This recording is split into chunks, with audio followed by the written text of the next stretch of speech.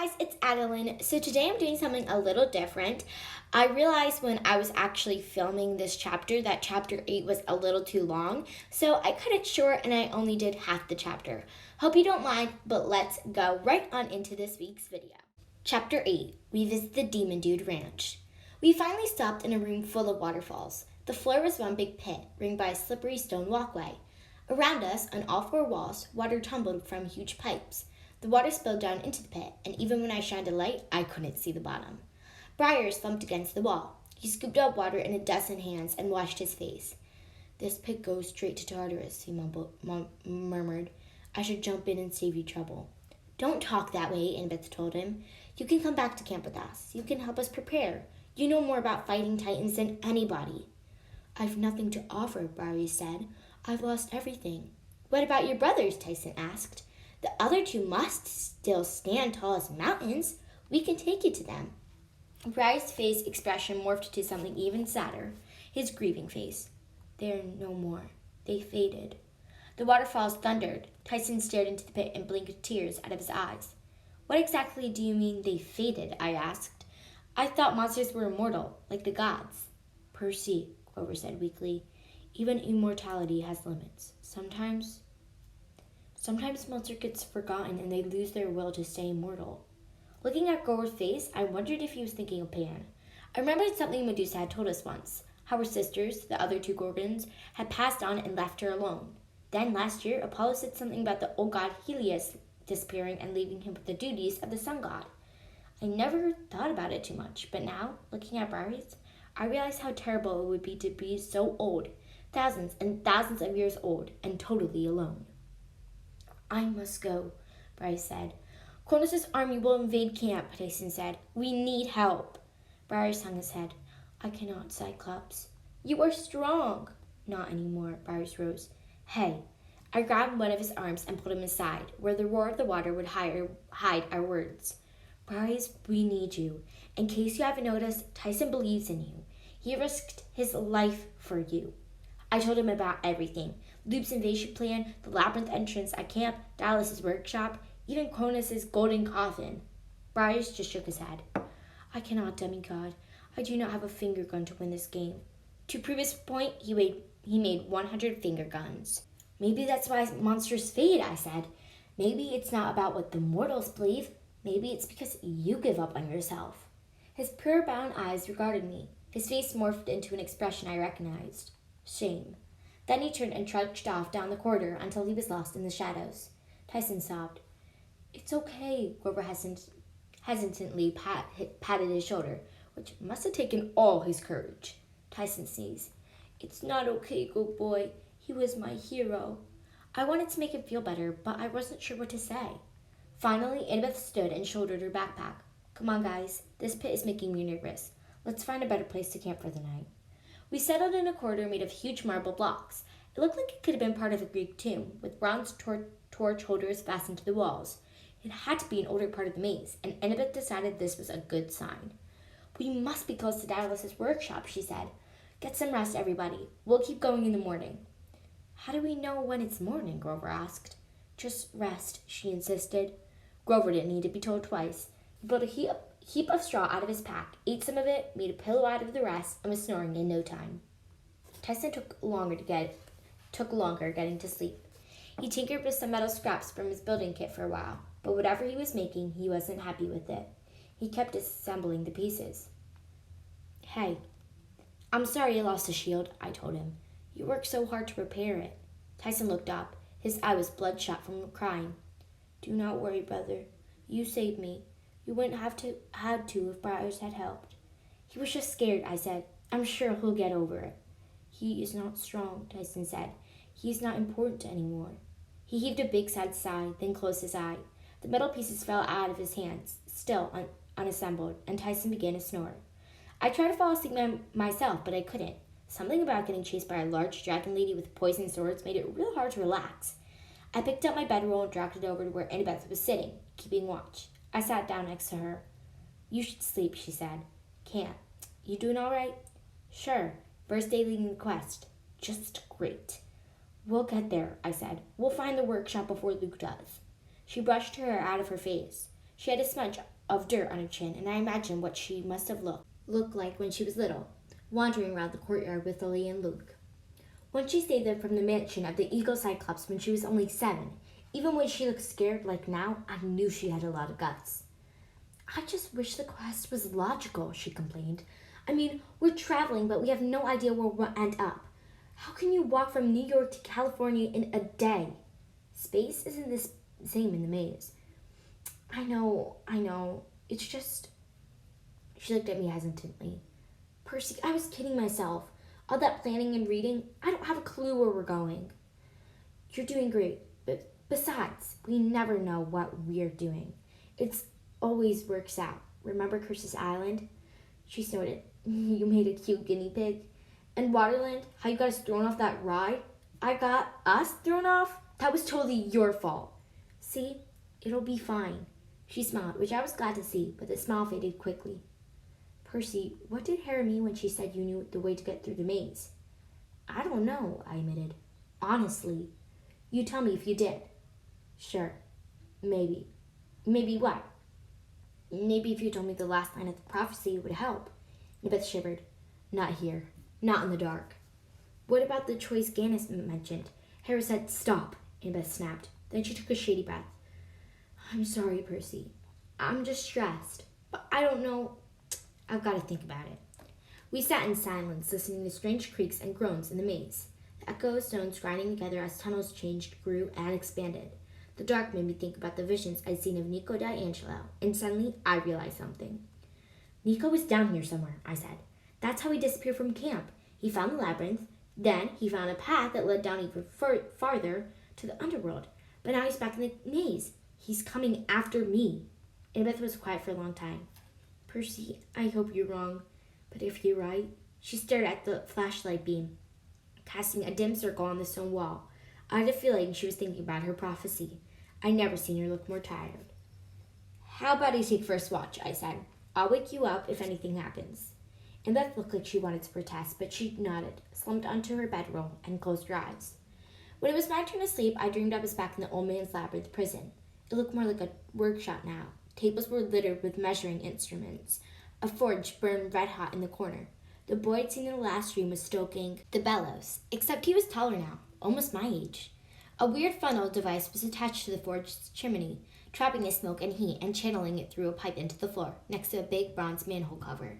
It was daytime. The sky above was blue, but the walls of the maze cast deep shadows across the workshop. After being in tunnel so long, I found it weird that part of the labyrinth could be open to the sky. Somehow that made the maze seem like an even crueler place. The old man looked sickly. He was terribly thin, his hands raw and red from working. Wet hair covered his eyes, and his tunic was smudged with grease. He was bent over a table working on some kind of long metal patchwork, like a swath of chain mail. He picked up a delicate curl of bronze and fitted it into place. Done, he announced. It's done. He picked up his project. It was so beautiful my heart leaped. Metal wings constructed from thousands of interlocking bronze feathers. There were 2 sets. One still lay on the table. Daedalus stretched the frame and the wings expanded to 20 feet. Part of me knew it could never fly. It was too heavy and there'd be no way to get off the ground. But the craftsmanship was amazing. Metal feathers caught the light and flashed 30 different shades of gold. The boy left the bellows and ran over to see. He grinned, despite the fact that he was grimy and sweaty. Father, you're a genius! The old man smiled. Tell me something I don't know, Laura, I crossed. Now hurry. It will take at least an hour to touch them. Come on. You first, Icarus said. The old man protested, but Icarus insisted. You made them, Father. You should get the honor of wearing them first. The boy attached a leather harness to his father's chest, like climbing gear with straps that ran from his shoulders to his wrists. Then he began fastening on the wings, using a metal canister that looked like an enormous hot glue gun. The wax compound should hold for several hours, Daedalus said nervously as the sun worked, but we must let it set first, and we would do well to avoid flying too high or too low. The sea would wet the wax seals, and the sun's heat would loosen them, the boy finished. Yes, Father, we've been through this 1,000,000 times. One cannot be too careful. I've complete faith in your inventions, Father. No one has ever been as smart as you. The old man's eyes shone. It was obvious he loved his son more than anything in the world. Now I will do your wings and give mine a chance to set properly. Come. It was slow going. The old man's hands fumbled with the straps. He had a hard time keeping the wings in position while he sealed them.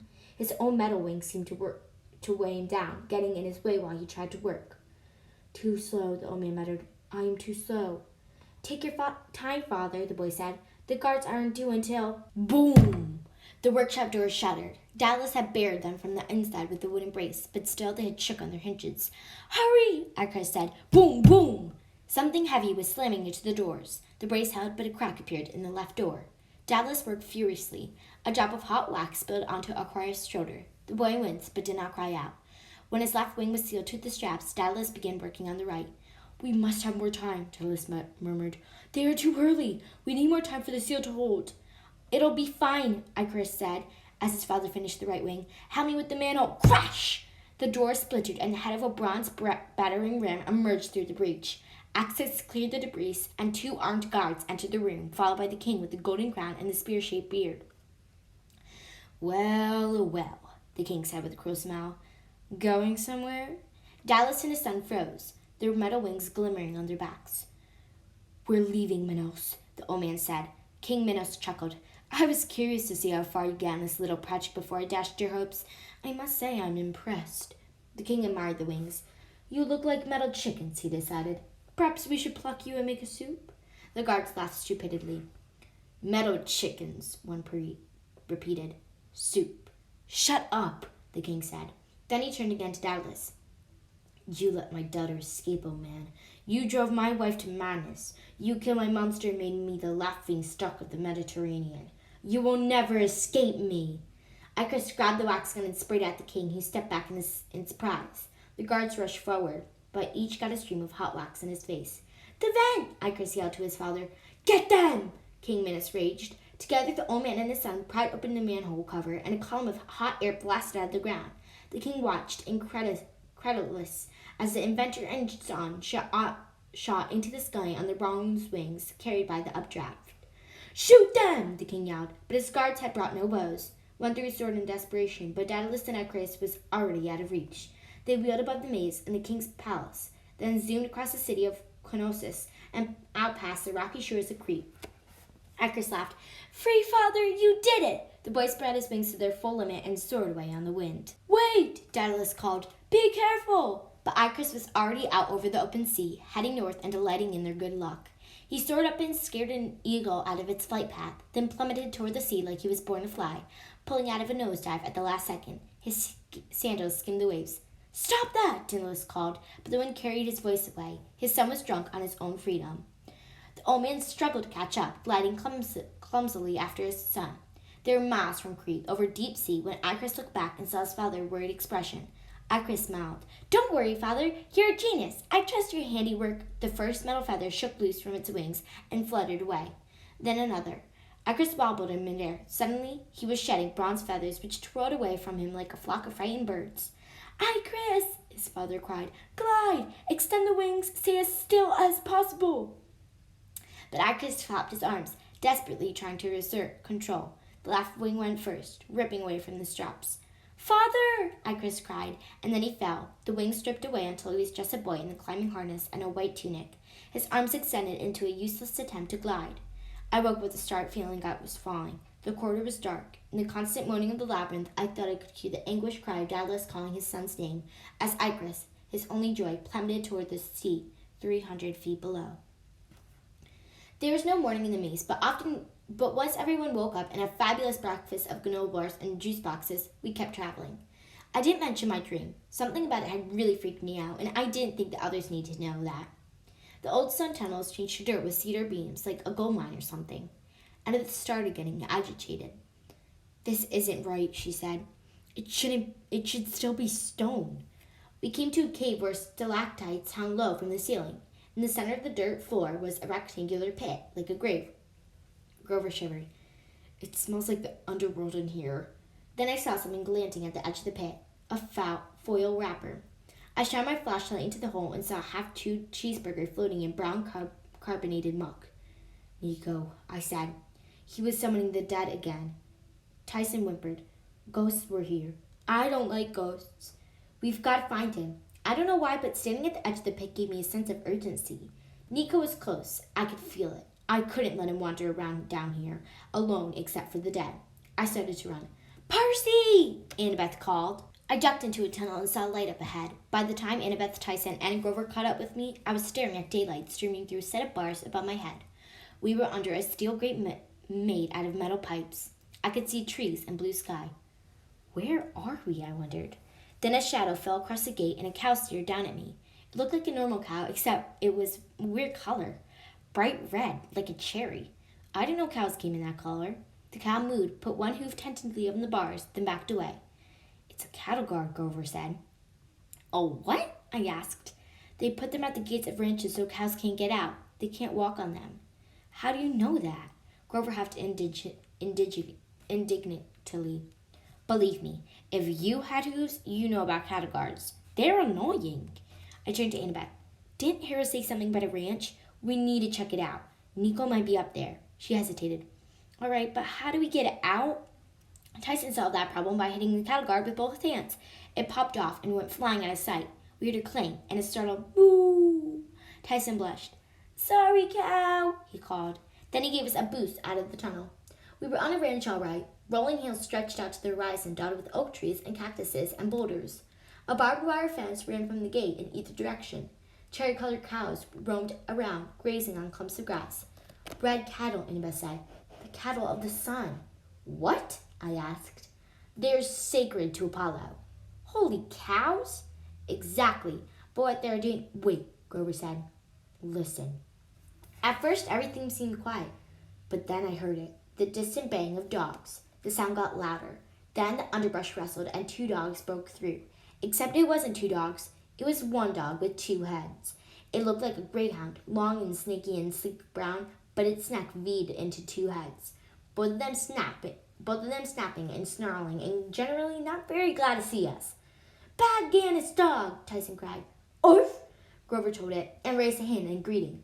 The 2-headed dog bared its teeth. I guess it wasn't impressed that Grover could speak animal. Then its master lumbered out of the woods and realized that that dog was the last of our problems. He was a huge guy with stark white hair and a straw cowboy hat and a braided white beard. Kind of like Father Time, if Father Time went redneck and got totally jacked. He was wearing jeans, a Don't Mess with Texas t-shirt, and a denim jacket with those sleeves ripped off so you could see his muscles. Thank you guys so much for joining me in today's video. Don't forget to join on in for the end of Chapter 8 tomorrow. Bye, guys!